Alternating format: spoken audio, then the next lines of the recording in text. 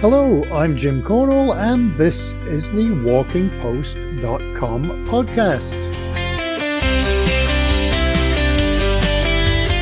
WalkingPost.com is the news website dedicated to walking, with all the latest on gear, books, events, fitness, health, festivals, trails, and more. This podcast is number 36, and it's going out on November the 21st, almost Black Friday, which in the UK generally means buy one get one for the same price. A chilly week here, and there is snow on the tops of the mountains on Arran, which is an island not that far away from where I live. I'll probably still not be walking this weekend, although I could, because I feel like the ribs are healing at least a little bit. And thanks to all of you who asked how it was going and who sympathised, and to those who shared their own injured rib stories. It was nice to empathise, but I did cringe once or twice. Because of that, I don't really have a lot to say about my week, which might be a relief. So let's just get to November the 21st. It's World Hello Day. So, hello. It's World Television Day. Crazy to think that pretty much everyone alive today would have grown up with one in the house. Although not everybody, I do appreciate. It's Red Mitten Day, and I admit I don't have any. Actually, I don't even have any mittens, regardless of colour. It also struck me that while I was looking for things that happened on November the 21st, most of them are pretty awful. War, killings, natural disasters. No one ever mentions anything nice. Anyway, for birthdays, let's go with Goldie Hawn and Icelandic singer Björk. On last week's podcast, we had a conversation about a book being published in January, and that book was A Journey of Elevation, Lessons for Business Transformation from Everest Base Camp. This week, the conversation is about another book due out in January through Bradt Guides, one of the slow travel series about the Isle of Man, and it's written by Emma Craig. But before we get going, if that didn't count as starting the podcast, if you do have news, guest ideas, or even subjects to cover, or comments, or you want to advertise, please do get in touch via walkingpost.com, or you can just email me at jim@walkingpost.com. And I should mention at this point that you don't have to pay to be a guest or be interviewed on the podcast. I know that's the model on some podcasts, but definitely not on this one.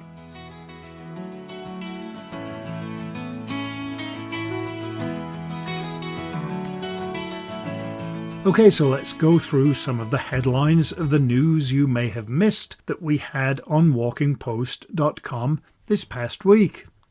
Natural England has set out its vision for nature and growth.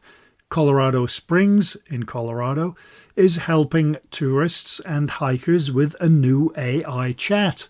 I hope it's better than the one I use. And 10 kilometres of new off-road active travel paths have been created in South Lanarkshire. A $5 million donation has been made for Appalachian Trail landscape protection. There's a new Hong Kong Trail hiking challenge, which looks like a lot of fun, and a coast-to-coast path upgrade has been completed. A free after-dark walking and running club has been launched in Shrewsbury, which is a great idea. RAB is reinventing its microlight for autumn and winter 2026. And there is going to be an environmental assessment of Utah's 700-mile high desert trail. That would be really awesome to do. It pretty much runs from the state line with Idaho to where Utah meets Nevada and Arizona. Some amazing scenery in Utah and very diverse too. And so you can read all of these and more at walkingpost.com. You can also listen to the podcast there if you want to, and the previous 35 as well. Right, let's get to this week's conversation. When we head down to the southernmost point of Scotland, if it's a clear day, you can look out to Northern Ireland and you can clearly see the Lake District in England. Obviously you can see Scotland, and sometimes you can see the Isle of Man.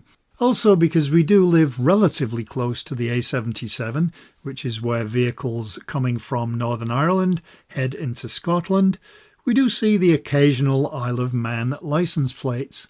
But it's a place that not many people know a great deal about. Maybe they know the TT races for motorcycles, and maybe they know the flag or the emblem with three legs. Other than that, not much. To put all of that right, Emma Craig has written a book as part of the Bradt Guides Slow Travel series, and it's called, as you might expect, Isle of Man. Now, this isn't one of those books where someone has been there a few times and so they're writing a book about it, because, as you will find out, Emma has a very long Manx history. Maybe to start, if you could tell me a little bit about growing up on the Isle of Man. Yeah, sure. I was born here. Both my parents are Manx as well. I had an English grandmother, but that's the only bit of English that's in me. The rest of me is completely Manx. So I am extremely local, which actually it made it absolutely lovely growing up here because it meant we were always driving past like buildings and my dad would be like, "Oh, that was your great great great grandfather's cottage," or kind of this place is supposed to be haunted by your great great great uncle or something. And it's made me feel very rooted to place, I think, which was really lovely. And I think growing up here, it's very Enid Blyton-esque. There's a huge amount of freedom. Summers were always spent at the beach. We were always out, kind of out in the countryside, cycling, walking. Every Sunday afternoon, there was a mandatory walk, come rain, snow, or shine. We were always outside. And yeah, I think it was quite idyllic, really. I mean, it never really occurred to me just how wholesome me and my friends were growing up, especially as teenagers. We'd be out on the steam train in the summer, or we'd be out doing walks in the glens and things like that. And I don't think it really occurred to me quite how wholesome we were until I went to university and kind of met other teenagers who'd grown up in cities and had a completely different life growing up. Do you ever find yourself doing that thing that, and I've been guilty of this in every place I've ever lived, but doing the thing where you navigate or tell people directions based on either things that only locals would know or things that no longer exist?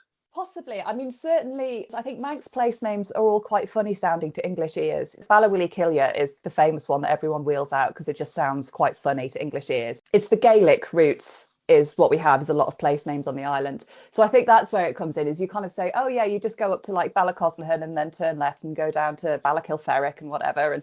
And I think that's where you start drawing blanks. It's sort of when the very odd sounding Gaelic names come through. Is there a mix of names? Is it kind of a mix of cultures? Yeah, English is the main spoken language now and has been for a long time, but Manx is still one of the national languages and it's Manx Gaelic, so it's connected to Irish Gaelic and Scots Gaelic. So a lot of the place names do have that Gaelic root, but there's also a lot of Norse in there as well because we've got the huge Viking influence. We were Viking until the 13th century. So there is a lot of place names that have the Norse influence in them, like Snaefell, which is our only mountain. Snaefell obviously being Snow Mountain for obvious reasons when it gets cold. You can see it's the only hill that has like a little covering of snow on it. But yeah, there is that lovely kind of you can really see it in the etymology of the place names, the mixture of Scandinavian and Celtic roots, which comes through in all the culture. It really flavours the whole culture of the island, but it's absolutely there in the place names, definitely. You were mentioning how you left the Isle of Man and came back again. What kind of perspective did that give you as to the fact that you're from there, and do you see it with new eyes? I suppose I do. I mean, I did the classic thing of when you grow up somewhere small and possibly a bit remote. I think everyone does that classic thing going, oh, I can't wait to leave. I can't wait to get out. I'm going to go to the big city. I'm going to go and do my thing. And I'm going to, drink cocktails and wear high heels and be super glamorous and all that. And then once I kind of got there and was living an approximation of that life, I think it really brought home to me how much we have here, the richness of life here, and just the lifestyle, the fact that the air is so clean. I can walk out of my house and be in the hills in 15 minutes. I can go down to the beach. I can go cold water swimming first thing in the morning and then be back at my desk in time for work. So I think that living away, I suddenly saw what I hadn't been able to see growing up, I think, definitely. And certainly what really struck me was life over here, or certainly life growing up in my experience, was all about stories. The Isle of Man is absolutely drenched in folklore and stories and ghost stories and songs and traditions and beliefs or kind of cultural, folk beliefs that I just sort of assumed existed for everyone wherever they lived. And then I went off to university and sort of discovered that people don't have that necessarily. People who grow up elsewhere don't necessarily have that. So I remember listening to a podcast It was an interview with a lady from the Hebrides a while ago. I think it was the Folk on Foot podcast, and it was one of the singers on there. And she said she'd moved from the Hebrides. She'd grown up in the Hebrides, and then she'd moved to the Highlands at some point as an adult. And in doing so, she realised she'd gone from seeing a landscape that was essentially four-dimensional to suddenly just existing in the here and now in a way she never had done. Because when she looked at her island in the Hebrides, she could see the songs and the stories and, everything that was attached to the landscape that she was looking at. And I totally understood what she meant, because I feel like that's about the Isle of Man. I know, I can look at a castle and I know it's the home of the Maudie Doo, which is kind of the ghostly black dog, or I can drive down a particular road and know it's associated with the sort of the talking mongoose poltergeist story. And, I know that where to say hello to the fairies and things like that. So I think living away really brought that home to me, what we have in terms of cultural richness here, because I really felt I missed it. I missed it immensely when I was living in England. Is it still there? I mean, Oh yeah, absolutely. Yeah, it's absolutely here. It's threaded through everyday life, and I think actually at the moment, in the past few years, it's really undergone a bit of a revival, partly because people like me have gone away, and then we've all come back and gone, no, we need to hang on to this because this is really important, and this is really crucial to who we are. So yeah, I mean, there are events. There's always events going on. There's events throughout the year. I mean, the big one we've just had is Hop Tuné, which is the Manx version of Halloween. Sort of, it's said to be the Celtic New Year, so I think it's got quite similar linguistic connections to Hogmanay. But it's a very Manx thing to do, is to kind of celebrate Hop Tuné, and it's sort of seen as this thing apart from Halloween. And I think it's keeping things like that going that are really lovely to do. And everyone says hello to the fairies at the Fairy Bridge. They have an announcement on the bus. There's a place southwest of the island called the Fairy Bridge, which is on a main road. And when you go over it, you do have to say hello to the fairies, otherwise they will bring bad luck, especially travel related bad luck. And it's on the way to the airport, so it's just one of those things you don't want to risk. But even on the bus, there's an announcement comes over the bus system saying, please observe the Manx tradition and say hello to the fairies. So I think that's something that's really lovely, is that it is kept alive. We do all keep it going, which I think it really gives the island a flavour that's entirely its own. There seems to be a lot of that lately, of celebrating the roots. There are albums coming out by artists in Cornwall singing in the local Celtic language. And do you think that that's a part of it, that people are more connected? There is absolutely an upswell in this at the moment, where kind of there is a lot more, like the folk music scene is really big at the moment, and I know trad music is absolutely huge at the moment, and there are more people looking to learn Manx, and it is a huge thing. I do genuinely wonder if it's a backlash to the times we're living in. We were just talking before about AI and the kind of the arrival of technology and the kind of the speed that technology is changing. And I do genuinely wonder if there is a human urge to hang on to what's real, in inverted commas, and what feels nostalgic and what feels comforting in a world that's just changing so fast in a way a lot of us just don't really understand or really follow. So yeah, I do wonder if it's all tied in the way that Romanticism was in the 19th century, I suppose, when the Industrial Revolution was kicking off and there was that sudden rush to the countryside and rush to poetry. I wonder if we're doing something similar. Is there a conscious effort to hold on to those Manx traditions and everything Manx? I mean, that you do have influences, I guess, from Scotland, Ireland and England because of the proximity. Is there an identity that's influenced by those but separate? I think, yeah, absolutely. I mean, I think we do see ourselves as a distinct culture. Absolutely. And I think the island does have its own unique identity in that sense. And there is a huge effort, from the government down, there is huge effort made to preserve that and to protect it. Culture Vannin is the cultural body of the island, and they do a fantastic job in promoting Manx culture. And next year, for example, the whole of 2026 is Year of the Manx Language. So there's going to be huge amounts of workshops, classes, teaching, events, that's going to be going on all year. And that sort of thing absolutely comes from the very top of government. Do you find it's difficult to, when you went away to university, is there a good understanding of the Isle of Man? I think most people would know where it is, but how do you... I would say no. I definitely would say no. I think I've had so many conversations now, and I'm sure a lot of Manx people are like this, where you mention you're from the Isle of Man, and then 10 minutes later, someone says, so how do you get to the Isle of Wight? There's a bit of a disconnect. And I think there is perhaps a lack of understanding that we really are separate from the United Kingdom. We are not just an extension of England. We are quite a distinct thing. And but also I feel like who can blame people? There's not a huge amount of us. There's only 80,000 of us here. I can understand why people perhaps don't know as much about it as they could do. But it'd be lovely if more people did. It's one of those things, though. Is it something that it's kind of like your little secret and you don't want everybody to visit, or do you want Well, people to actually, visit? I'm sort of saying that, and I'll tell you what, the one community that knows absolutely everything about the Isle of Man and everything there is to know is the biking community. Because of the TT races we have every year in June, which is, the big, for people who don't know, it's the big road race that happens in June every year. It's the sort of biggest motorbike race in the world. And we get, I think it's about 40,000 people come over for that every year. So the biking fraternity absolutely know about the Isle of Man and know what's what and know where the best pub is and, everything like that. So I don't think it's gatekeeping so much because I think we want people to come. We want people to see that it's amazing. I think any Manx person will tell you they love nothing more than telling people about the Isle of Man. I've got colleagues I've worked with for a decade in London who know more about the Isle of Man than, they probably ever wanted to because I will never miss an opportunity to discuss it.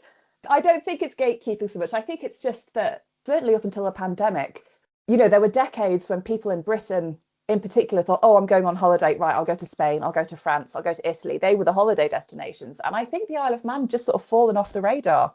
Whereas now I think maybe we're coming back round a bit and actually people are more interested in the sort of the staycation side of things or staying within the British Isles.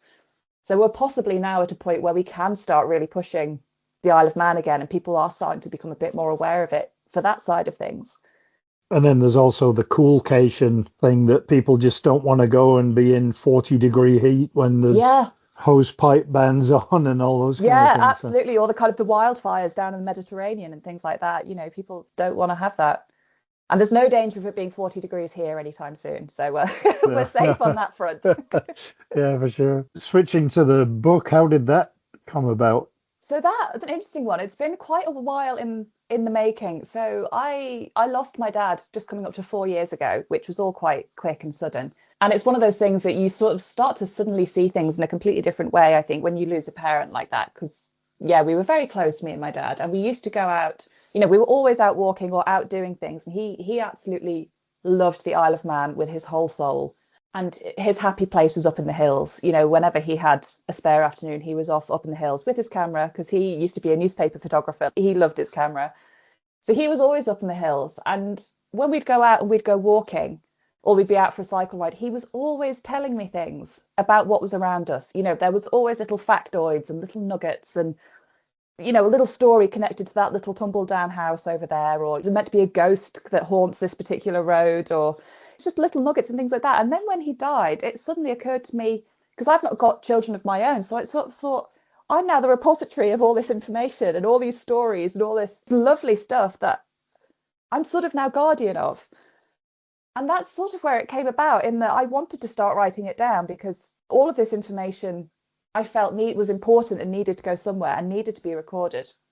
So that's how the book really started to come about. And ended up being a really great fit with the Bradt slow travel series, because that's exactly what they like to do with their slow travel series. It's not just, there's accommodation recommendations and great places to go to eat and, where to go shopping.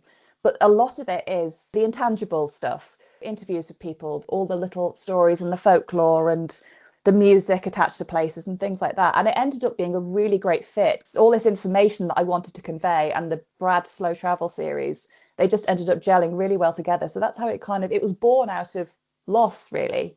What are some of the highlights that maybe from your dad and from you and the connections that you have? Oh gosh, so I think my favourite place to go, and I think the first place I would take anyone if they were visiting the island, would be down to Cregnish, which is a village right down in the southwestern tip of the island. And it's it's a hamlet really, of just like a cluster of thatched cottages, old thatched cottages, that's now an open air museum. It's part of Manx National Heritage. And it's kept as it was when it was lived in by crofters in the kind of the late 19th, early 20th century. So you can go, when you kind of got a ticket, you can go in these little cottages and you can see what life was like for these crofting families, who are families of sort of 8, 10 people living in these little 2-room thatched cottages. And I love it. I absolutely love it down there. One of the cottages is my great great grandfather's cottage, apart from anything else. So it's sort of visiting a bit of family history. But it's just absolutely highlights what was for a very long time the Manx way of living. And you go there on a glorious day and you think, God, this is just perfect. You know, I can't imagine I would want to live any other way. It's beautiful. The sun shines out on the sea. You can see the Calf of Man in the distance, which is like the little islet off the bottom of the Isle of Man. The sun shines on the sea and it's just glorious. And you think, gosh, I couldn't imagine living anywhere else. And then you go down there on a day that's not pleasant and you suddenly realize, God, this was hardship. This was absolute hardship. One bad harvest, I'd imagine, and they really, really struggled. That's one of my highlights. And I think there's another one of my absolute must-dos is going up Snaefell. The Snaefell is it's pretty much right in the middle of the island, sort of slightly to the east, but it's pretty much right in the middle. And it's our only mountain. It's just a mountain. It's 2,036 feet, I think it is. So it just tips over the threshold to be a real mountain. And you can take the tram. There's a little Victorian tramway that runs all the way around it and all the way up to the summit. And that is just a fantastic trip out. It's a brilliant day out. You get the tram down from a village called Laxey and you rattle all the way up the hill, and it's got a little piped commentary telling you what you can see and sort of a little bit of history of the area. And then you get to the top and you can just see for absolute miles. You know, you can see Scotland and England, and you can see over to Ireland. On a really, really clear day, you can see Wales. It's just like being on top of the world. And there's the most incredible cafe up there as well. It's just down towards the main road is this cafe called Victory Cafe, which is a motorbike themed cafe. It's kind of like the Ace Diner of the Isle of Man. It's on the TT course. And they do just the best pies you could ever imagine. So I think a day up Snaefell and then walking back down to the cafe to have a steak and ale pie is just, you can't beat it. Absolutely. I assume that because of the nature of the island, there's tons of walking opportunities there. Oh, absolutely. Yeah. I mean, I think the thing I really love about walking in the Isle of Man is that I think it's really accessible for all levels. So, I mean, I put my hand up. I do not have the kit. You know, I am not a serious walker with a capital W in any meaningful sense. But I can go up in the hills and I go in my trainers and jeans and take an Ordnance Survey map and just have the most fabulous day out. And I can be back down at a bus stop and back home in time for tea. So I think there's absolutely so much opportunity to get out there, and to get out there in a way, you know, that doesn't involve extreme camping or anything like that, which I think makes it really accessible. And we've got options as well. I mean, I think there's a lovely walk right round the whole island, which is called the Radney Follen, which translates as the Way of the Gull. It's a long distance walking path that goes right round the whole coastline of the island, and it's just shy of 100 miles, I think. But that is a really popular one. You know, people do it in chunks. People tackle the whole thing in about 4 days, or, you know, they take years to do it sometimes. You know, they just do it in little fits and starts.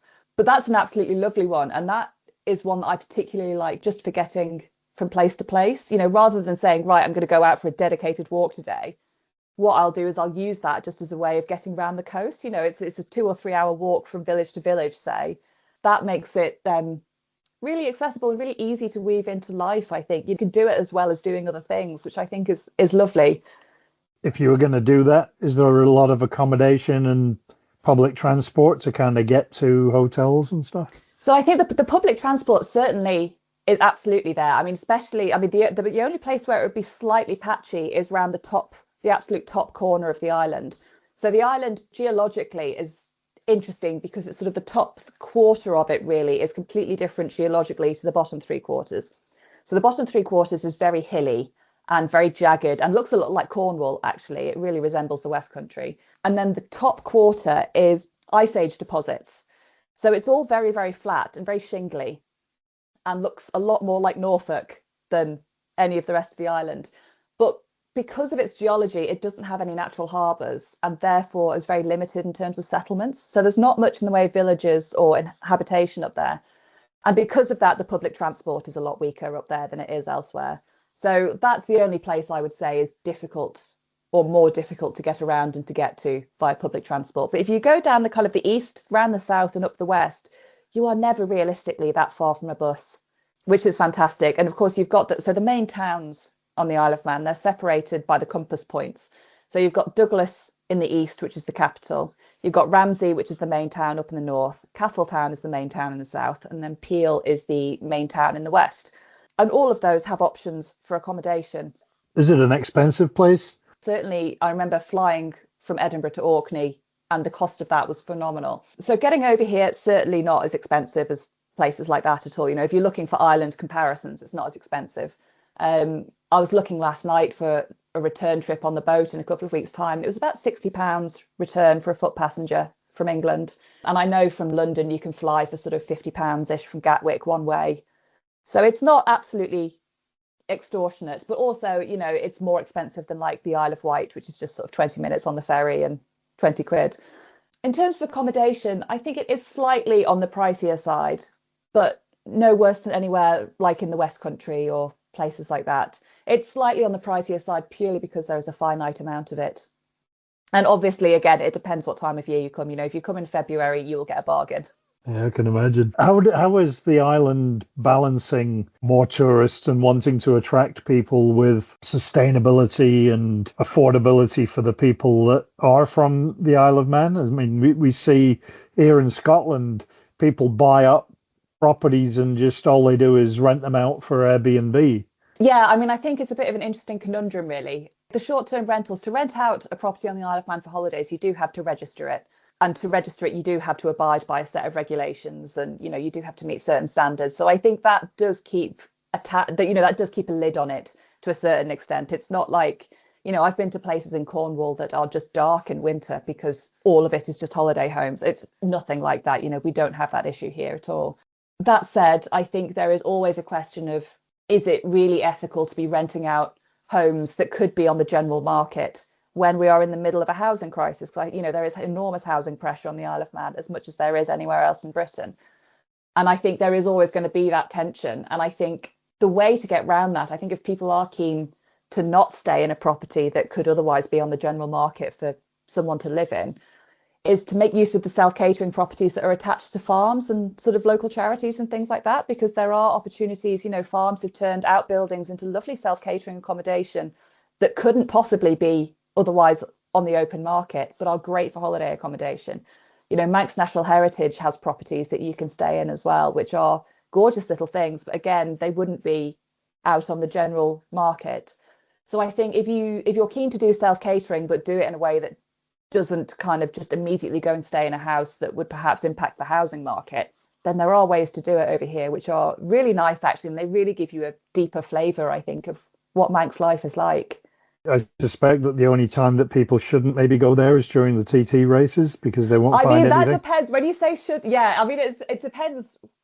I mean, if you're into motorbiking, then absolutely come here during the TT races. It's fabulous. I love it. I'm not a biker myself, but I love the TT races just because the atmosphere is incredible. The racing is brilliant. The whole island becomes a completely different place for that fortnight. It's brilliant. But yeah, I mean, that there is no accommodation anywhere. You need to book it very, very far in advance. I think quite often travel companies and travel packages become available a year in advance for the TT. So they'll start advertising the next year's during that year's races. And in terms of accommodation, you can't possibly accommodate 40,000 people suddenly on an island. So what ends up happening is they end up transforming all the local football pitches into campsites, and they do a big homestay scheme where people go and camp in people's gardens and things like that. So it's absolute pandemonium, but it's brilliant pandemonium. All right. You mentioned that the book isn't the typical travel guide that you would normally expect. Can you tell me a little bit about how the book is laid out? Yeah, absolutely. I mean, so the basic organization of the book is geographical, which is probably very standard. So I start in the east and I go anti-clockwise round. I start in the east with Douglas and I go round to the north, west and south. I think what makes it different to the regular travel guide is I've really wanted to put local voices first and foremost in the book.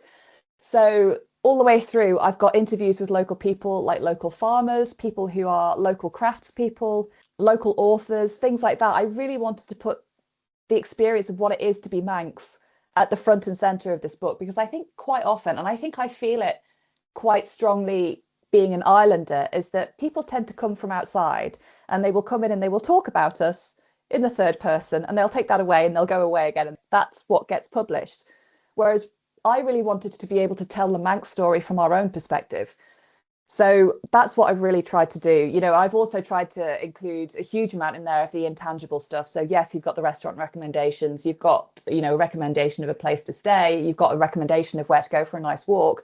But also I've got the ghost stories, I've got the stories about the fairies, I've got the story of the Queenie scallops, which is our kind of local little scallop, which is much smaller than the scallops that you'd normally get, which I think are called king scallops. But things like that, it's all the little things that wouldn't necessarily be on a signpost or on an information board. I've tried to include all those as well, so people get a real holistic flavour of what the island is like.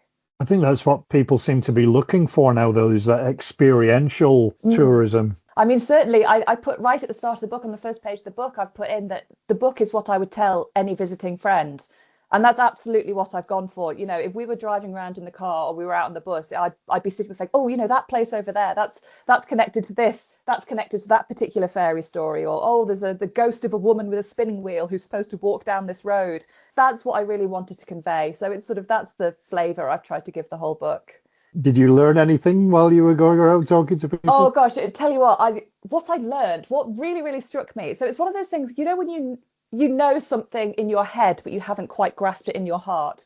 It's just how many Neolithic and Bronze Age stone sites there are on the Isle of Man. And it sounds quite niche, but I was trying to point out, making sure I pointed out all the little interesting things to go and see, all the quirky little sites that, you know, you might miss if you were just doing the headline sites to go and visit.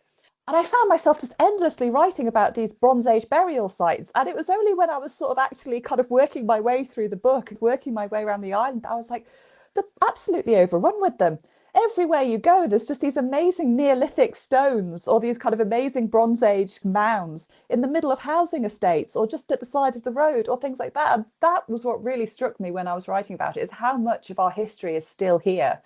You know, living in London for years, obviously all that history was there once, but has just been trampled by building and development. Whereas here you can just go out and eat your sandwich sitting on a Neolithic stone. It's amazing.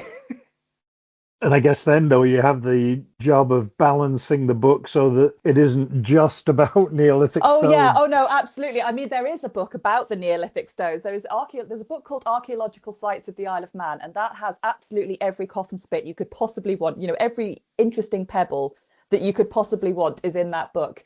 And I've definitely not gone down that road. My hat's off to the people who put that book together, because it is spectacular as a piece of work. But no, I've definitely tried to keep the balance of, you know, you can go and visit the stones, but also go and have a nice coffee and a piece of cake in a nice cafe somewhere as well. You mentioned a mongoose earlier. What are some of your favorite, or maybe one of your favorite stories about the island? Okay, so I mean, Jeff the Mongoose is a particular favorite of mine. So Jeff the Mongoose, this was a story from the 1930s, and it's to do with a farmhouse down on the kind of the southeastern coast of the Isle of Man. And it was a farmhouse that had a family living in it, and there were parents and a teenage girl called Vori. And Vori alleged that she started hearing the voice and scratchings in the house. And sort of the story developed into she was hearing the voice of a mongoose, a little poltergeist mongoose called Jeff. And Jeff gave all sorts of stories about his origins. I think he said he'd come from India, and, you know, he'd been seen up at the bus depot in Peel and things like that. And he'd given all these alleged stories about what he was and where he was from.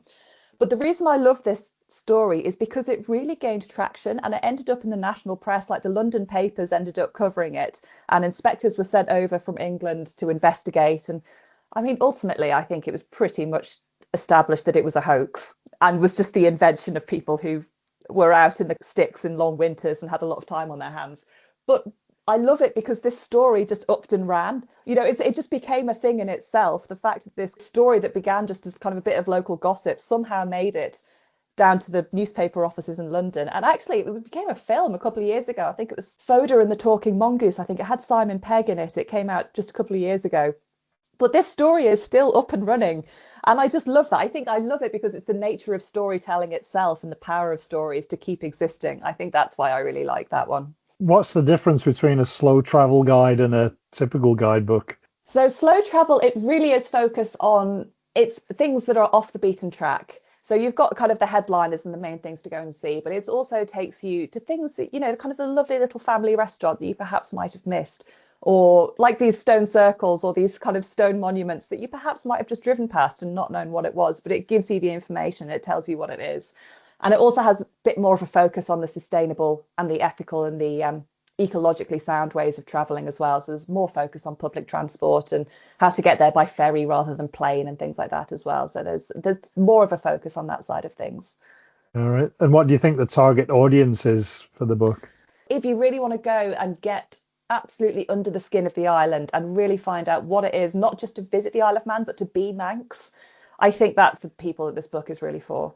I want it to be a good read, even if you're not on the Isle of Man. If you just want to know about the Isle of Man, know about what's here and kind of get a flavour of it, then, do a bit of armchair travel. Hopefully this book would tick that box as well. And do you think that it's whet your appetite to write more on the Isle of Man, more books? I'd love to. I'd love to. So as I mentioned earlier, I just moved back here like 3 weeks ago after living away for my whole adult life. I've literally just come back, and I think, oh, there's got to be something in that, hasn't there? There's got to be something in moving back to your island as an adult and kind of rediscovering it. Although I was slightly worried that Amy Liptrop might have beaten me to this with The Outrun. I think her book, her memoir from Orkney, probably is like the iconic one of that. So I might have to find a slightly different angle. But yeah, I would love to write more about the Isle of Man. I feel like there's definitely more to be said about the island. Well, from what you're saying, there's the history, there's folklore, there's everything. Oh, absolutely. I mean, my job for next year is I want to start learning Manx, because I never learnt Manx Gaelic growing up. I missed it. I kind of just skirted around it. And to my absolute shame, it's something I really, really regret. So I would love to learn Manx. So maybe that's it. Maybe next year it's rediscovering my island through what should really be my mother tongue. It's only by accident that I speak English rather than Manx. So maybe that's it. Maybe that's the route I should go.